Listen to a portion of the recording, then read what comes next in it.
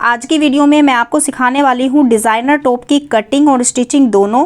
Friends, आज की video देखने के बाद आप किसी भी साइज़ का टॉप बहुत ही आसान तरीके से कटिंग कर लेंगे और स्टिच भी कर लेंगे। तो वीडियो को एंड तक ज़रूर देखना है, स्किप नहीं करना है। तो सबसे पहले कपड़े को इस तरीके से फोल्ड कर लीजिए। ये मेरा ओपन साइड है और ये है मेरा फोल्ड साइड। तो फोल्ड साइड से मैं सबसे पहले कपड़े को कटिंग करना स्टार्ट करूँगी। फोल्ड साइड पर ही आपको इस तरीके से इंची टेप को रखना है। तो सबसे पहले शोल्डर का निशान लगाएंगे, उसके बाद आर्मोल का निशान लगाएंगे, 7 इंच पे मैंने लिया है।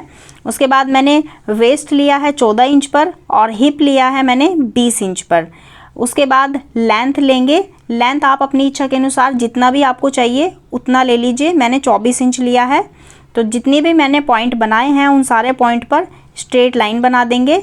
इसी तरीके से स्ट्रेट लाइन बनाने के बाद हम मेज़रमेंट लेना स्टार्ट करेंगे। तो सबसे पहले जो मैंने लाइन बनाई थी शोल्डर वाली, वहाँ पर से मुझे शोल्डर लेना है। तो शोल्डर मैंने 6.5 इंच लिया है इस तरीके से।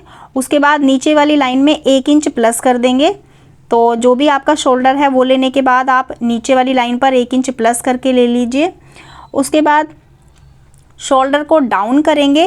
तो शोल्डर मैंने डाउन किया है 1 इंच शोल्डर डाउन कर लीजिए। उसके बाद मैं चेस्ट का निशान लगाऊंगी। तो चेस्ट जो भी आपका साइज़ है उसको 4 से भाग दे दीजिए और उसमें 1 इंच प्लस कर दीजिए। तो फ्रेंड्स, आपका जो भी आएगा वो आपको यहाँ पर लेना है। वेस्ट पर आप 1/2 इंच कम कर सकते हैं। और जो हिप साइज़ है, जो भी आपका चेस्ट का साइज़ है उसमें आप 1 इंच प्लस करके हिप के पास से निशान लगा लेना। उसके बाद जो साइड वाला मार्क है उसको हम लैग कर्व स्केल से निशान लगाते हैं। तो लैग कर्व स्केल को बिल्कुल इस तरीके से आपको रखना है कि जो राउंड वाली शेप है वो नीचे की साइड आना चाहिए। इस तरीके से तीनों मार्क को लैग कर्व स्केल से मिला देंगे। तीनों निशानों को मिलाने के बाद नीचे से मुझे राउंड शेप देना है टॉप को। आप राउंड शेप ना देकर स्ट्रेट भी बना सकते हैं, और अगर आपको राउंड शेप देना है तो बिल्कुल इसी तरीके से आपको लैग कर्व स्केल से निशान लगाने के बाद आपको हल्का सा शेप देना है। उसके बाद आर्मोल का शेप देंगे। तो आर्मोल का शेप मैं आर्मोल शेपर से डालूंगी।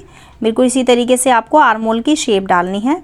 आर्मोल की शेप डालने के बाद आप मार्जिन ले लीजिए अपनी इच्छा के अनुसार। 1.5 से 2 इंच का आपको मार्जिन लेना है। तो इस तरीके से मैंने टॉप का मार्जिन भी ले लिया है साइड से। अब जो आपका बैक वाला पार्ट है उसमें मैं प्लेट डालूंगी। तो बैक पार्ट पर बिल्कुल इस तरीके से प्लेट डालनी है। उसकी चौड़ाई मैंने स्टार्टिंग में 4 इंच लिया है और उसी से मैंने 2 पॉइंट बनाए हैं, एक ऊपर 4 इंच का और एक नीचे 4 इंच का। तो दोनों को बिल्कुल इस तरीके से आपको स्ट्रेट लाइन से मिलाना है। तो ये 8 इंच का मेरा प्लेट है पूरा लेंथ, और उसकी फोल्ड वाली साइड से चौड़ाई मैंने 4 इंच लिया है।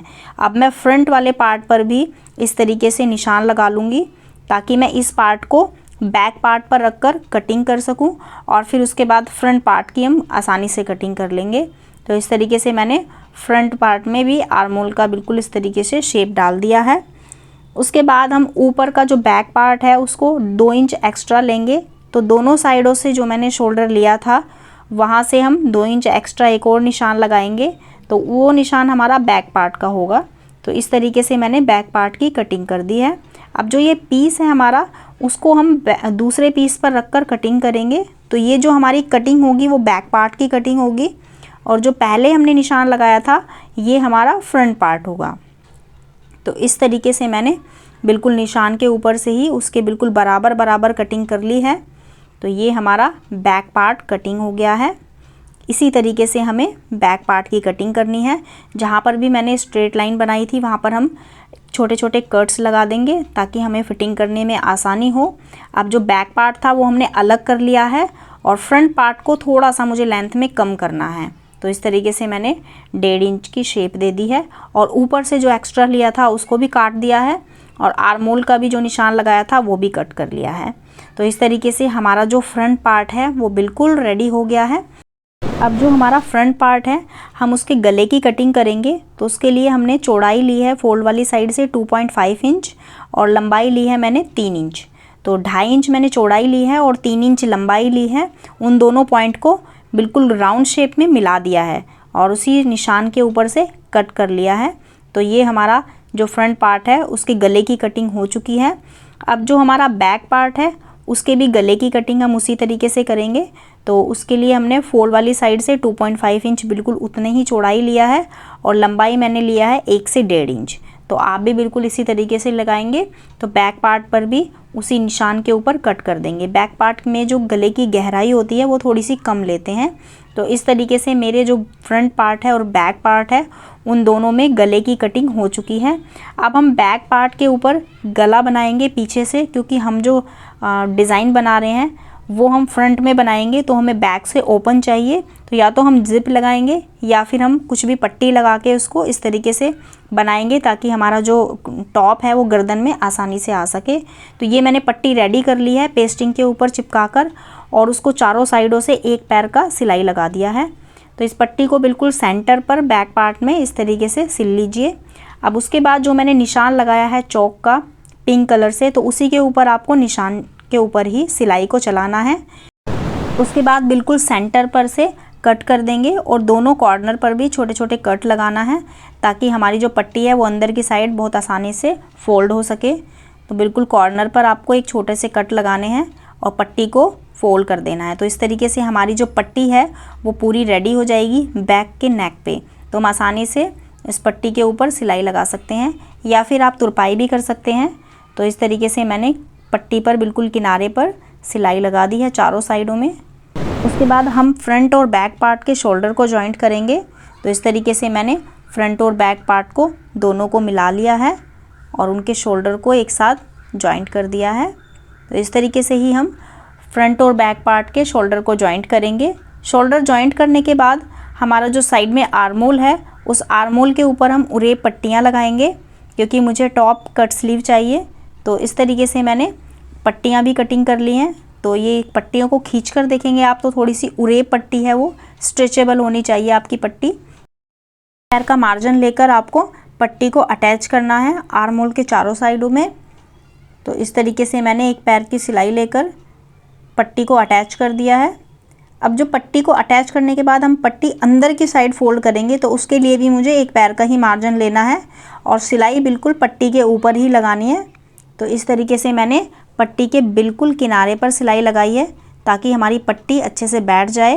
तो पट्टी के ऊपर सिलाई लगाने के बाद जो पट्टी का हमारा एक्स्ट्रा कपड़ा होता है उसको कट कर देंगे और ऊपर से उसको फिनिशिंग से एक सिलाई लास्ट में लगाएंगे ताकि हमारी जो पट्टी है उसमें झोल नहीं आए और बहुत आसानी से अटैच हो जाए। तो इस तरीके से मैंने दोनों पट्टियों को रेडी कर लिया है और दोनों पट्टियों के ऊपर इस तरीके से सिलाई लगा दी है। अब उसके बाद हम बैक में जो निशान हमने प्लेटों का लगाया था तो बैक की प्लेटें डाल लेंगे। जो भी हमने फिटिंग का निशान लगाया था उसी के ऊपर हमें सिलाई को चलाना है। दोनों साइडों में सेम वही सिलाई लगानी है, उतना ही मार्जिन लेकर आपको साइड से फिटिंग कर देना है दोनों साइडों से। दोनों साइडों से फिटिंग करने के बाद हमारा जो लेंथ में हमने फोल्ड की कटिंग किया था बिल्कुल शर्ट वाली जो हमने शेप दिया था उसी शेप में हमें कपड़े को बहुत पतला पतला फोल्ड करना है।